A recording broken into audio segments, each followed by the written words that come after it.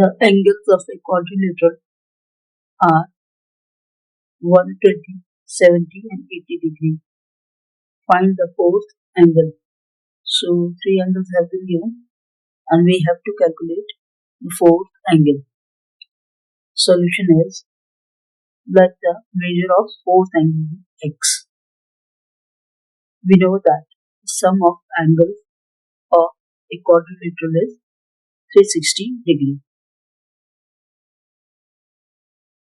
So 120 plus 70 plus 80 has been given and plus angle x, which we have to calculate, will be equal to 360 degrees. Now after adding these three, we get 270 plus angle x is equal to 360 degrees. Now angle x will be equal to 360 minus 270, which is 90 degrees. This is the answer. This is the fourth angle.